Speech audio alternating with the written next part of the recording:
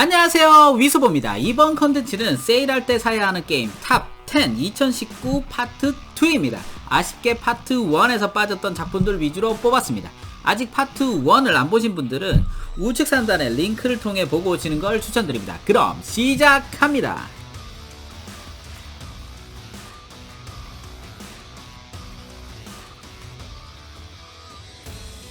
파트 1의 댓글 중 상당히 많은 댓글이 아크 서바이벌이 왜 빠졌냐는 댓글입니다. 레식은 예상했는데 예상치 못한 공룡 복병.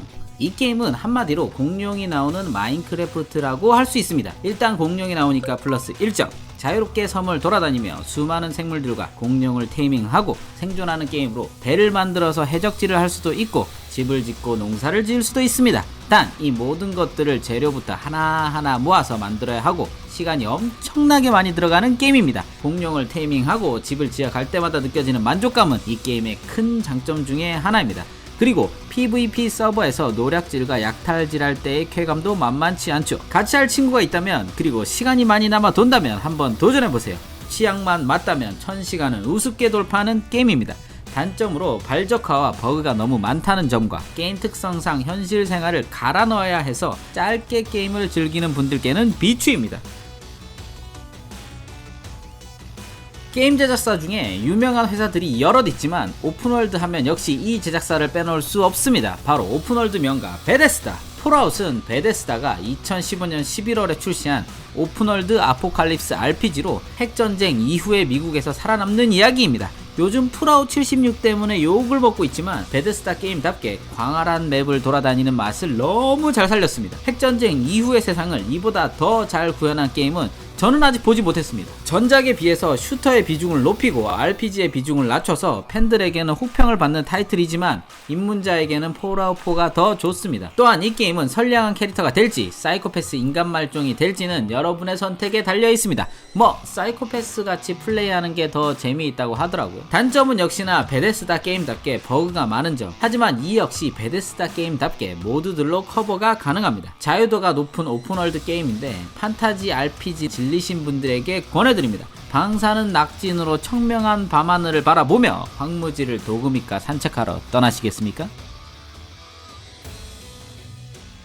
부스로다! 이 주문만 들어도 벌써 감이 오시는 분들이 있죠. 바로 엘더 스크롤 시리즈의 5번째 작품 스카이림입니다. 사실 이 게임을 안 넣으려고 했는데 이유는 8년이나 지난 게임이기 때문입니다. 게임 시장에서 8년이면 엄청난 시간인데 더군다나 베데스다 게임이라 그래픽이 더 구려 보이기 때문이죠. 하지만 클래스가 어디 가지 않기 때문에 세일할 때 사야 하는 게임 파트 2까지 오면 빼먹을 수 없는 명작이죠. 이 게임의 스토리는 스카이림이라는 지역에서 고대 드래곤의 부활에 따른 세상의 위협을 맞서는 도박킨의 모험 이야기 입니다. 평단의 평가도 최상위권에 2011년 고티 최다 수상이면 말 다 했죠. 게이머들에게도 큰 사랑을 받아서 3천만 장 이상을 팔아치웠습니다. 아직까지도 판타지 오픈월드 하면 이 게임을 최고로 치는 사람들이 많이 있습니다. 그야말로 탐험하고 체험하는 재미를 잘 살린 게임입니다. 바닐라로 엔딩을 보는 것만 해도 제법 시간이 잘 가고 모드를 하나씩 깔아서 플레이하면 질릴 틈이 없습니다. 서양 판타지 오픈월드는 이 게임으로 입문하면 딱입니다. 아직 안 해보셨으면 당장 사서 해보세요.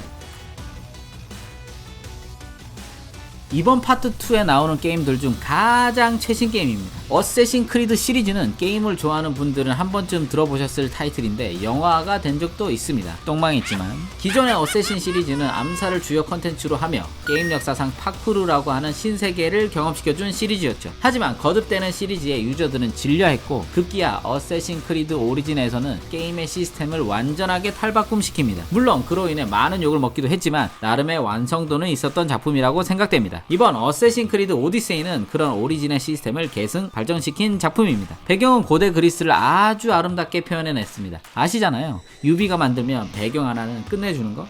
전작의 문제점으로 지적된 전투 시스템과 스토리를 보완해서 퀄리티를 높였고 한국어 번역도 아주 뛰어납니다. 즉, 이 게임은 재미있습니다. 인정할 건 인정하자고요. 위쳐3와 젤다의 아숨을 재미있게 즐겼던 분들이라면 강력 추천! 싱글 게임만 소개하면 뭐하니까 멀티 게임도 소개해드리겠습니다. 바로 공포 술래잡기 게임 데바데이입니다. 멀티게임 좀 한다 하는 분들은 다들 아시는 롤, 배그, 오버워치와는 또 다른 매력의 게임입니다. 유저는 생존자 혹은 살인마를 선택해서 술래잡기를 하는 단순한 게임이지만 본디 단순한 메커니즘 속에서 근본적인 재미가 숨어있는 법. 어린 시절 했던 술래잡기도 정말 재밌었잖아요. 이 게임은 그 재미를 다양한 생존자 캐릭터들과 매력적인 살인마 캐릭터, 각종 아이템으로 극대화시켰습니다. 하지만 이 게임도 멀티플레이 게임의 문제점을 가지고 있습니다. 고인물 양악 및 인성질, 그리고 밸런스 문제가 그것인데요. 하지만 개발진의 지속적인 패치로 어느 정도 해결이 되고 있습니다. 어느 정도라고 했지 다 해결됐다고는 안 했습니다. 비슷한 모바일 게임으로 제5인격이라는 게임도 있으니 모바일로 먼저 맛보고 싶으신 분들은 한번 플레이 해보시길. 다만 호러게임, 고어한 표현을 못 보시는 분들께는 비추합니다. 익숙해지면 호구 취급받는 살인마들이지만 처음에는 나름 공포게임이라 무섭거든요. 나는 그런 거 없고 새로운 멀티게임이 필요해! 배그 진리하시는 분들께 강추합니다. 보더랜드라는 게임이 있습니다. 처음 듣는다고요?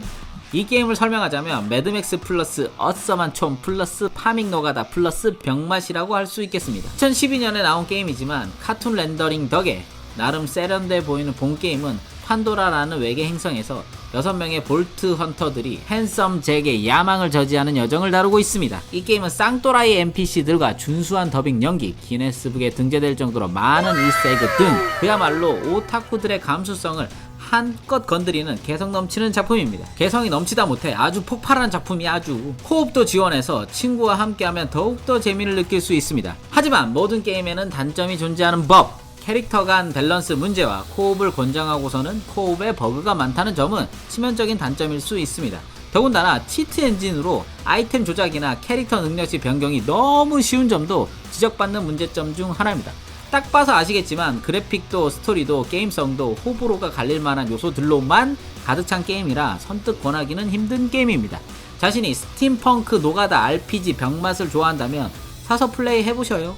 인생 게임이 되어줄 것입니다. 아, 참고로 보더랜드 3가 2019년 9월 13일에 에픽게임 독점으로 나온다고 하니 참고하세요. 2011년에 출시된 테라리아는 샌드박스 RPG입니다. 뭔 말인고 하니 2D 마인크래프트의 RPG를 막 때려박은 게임이라는 말이죠. 스토리는 딱히 없지만 파고 만들고 부수는 마인크래프트의 재미가 충실하고 장비를 맞추고 보스를 잡고 강해지는 RPG의 요소도 재미있어요. 도트 그래픽 게임으로 이 정도 광활한 월드와 많은 컨텐츠 그리고 멀티플레이가 되는 재미난 게임 찾기는 쉽지 않습니다. 제가 추천한 게임들 중 권장 사양이 비교적 낮은 점, 그리고 세일할 때 사면 2,500원에 살 수 있다는 점도 큰 장점이라고 할 수 있겠습니다. 거기다가 플레이 타임도 어마어마하니 그야말로 주머니 사정이 넉넉하지 못한 사람들을 위한 스팀 게임이라고 할 수 있겠네요. 고어한 표현이 많이 있으니 이런 표현 싫어하시는 분들께는 비추천합니다. 당신이 문명과 삼국지를 하면서 재미를 느끼셨다면 본 작품도 추천드릴만 합니다. 다만 높은 사양의 컴퓨터와 많은 비용을 들여야 하지만 말이죠. 토탈워 워해머는 미니어처 게임인 워해머의 배경과 캐릭터를 차용한 게임으로 원작의 스토리와 연관성 등을 다 설명하려면 1시간으로도 모자라니까 일단 넘어가도록 합시다. 토탈워 워해머는 전쟁의 전략 전술을 상당히 디테일하게 플레이해볼 수 있는 게임입니다. 이 게임의 알파와 오메가는 바로 전투, 전쟁, 전략입니다. 우리 병력이 상대방 병력보다 작은 상황에서 전략 전술로 이길 때의 쾌감이 상당하죠. 문명의 전투와 달리 실시간으로 전투가 진행이 되고 대규모 병력을 운영한다는 느낌을 줘서 장군이 된 것 같은 느낌을 받을 수 있습니다. 그 맛이 아주 끝내주는 게임입니다. 반면 본 게임은 진입장벽이 상당히 높은 게임입니다. 복잡한 거 싫어하고 손이 느리고 전략, 전쟁에 관심이 없으면 하기 힘듭니다. 또한 본 게임은 DLC까지 다 사는데 비용이 저렴하지 않고 대규모 병력이 동시에 움직이다 보니 컴퓨터 사양을 많이 먹는다는 점 또한 진입장벽을 높이는 점입니다. 심지어 세일도 자주 하지 않아요. 그만큼 제작사의 게임에 대한 자신감이 상당하고 재미가 있는 게임입니다. 복잡한 게임 시스템에도 겁을 먹지 않은 분들, 진정한 전쟁을 경험해보고 싶은 분들에게 강력 추천드립니다. 특히 밀덕인 당신 꼭 해보십시오. 힐링이 필요해. 살인마랑 술래잡기하고 스팀펑크 사이코패스랑 총질하는 거 말고 힐링이 필요해 하시는 분들을 위해 준비했습니다. 바로 기농 힐링 게임 스타듀밸리입니다. 제가 추천하는 게임들 중 최초로 1인 개발 인디게임이네요. 음악, 그래픽, 개발까지 완벽하게 혼자서 만들었는데 이 정도 재미라니. 정감 가는 2D 그래픽에 목장을 운영하는 게임인 본 게임은 농사, 채집, 낚시, 채굴, 숨겨진 요소까지 더해져서 완벽한 2D 힐링 게임입니다. 게임의 특징이라고 하면 낮은 난이도로 스트레스를 유발하는 요소가 거의 없다는 점입니다. 그렇기 때문에 중반 지루해질 수 있다고 생각하지만 수집욕을 자극하는 요소들과 이스터에그가 상당히 많아서 지루하지 않습니다. 더군다나 희소식, 현재 멀티플레이 베타 테스트 버전을 플레이해볼 수 있다고 하니 질리신 분들은 멀티플레이를 해보는 것도 괜찮겠네요. 콘솔과 모바일로도 게임을 즐길 수 있으니 참고하시기 바랍니다. 경쟁하는 게임들에 지친 당신에게 휴식을 줄 수 있는 게임 스타듀밸리입니다. 각홈의 부활을 알린 몬스터 헌터 월드는 남자의 본능을 자극하는 게임입니다. 크고 우람한 것을 사냥한다. 강해진다. 더 크고 우람한 것을 사냥한다. 우왕! 시리즈작이라 기존작을 안 해본 것에 걱정일 수도 있겠지만 전혀 걱정할 필요 없습니다. 본작에서 특히 신경 쓴 것이 바로 편의성. 기존작들에 비해 비약적으로 편의성을 보강하였습니다. 무게 종류는 총 14종으로 무기별 플레이 스타일이 완전하게 다르기 때문에 취향껏 플레이하면 되시겠습니다. 특히 한 개를 마스터하는데도 엄청난 시간이 필요한데 질릴 때쯤 무기를 바꾸면 또 새로운 느낌으로 플레이할 수 있는 것이 이 게임의 특징 중 하나입니다.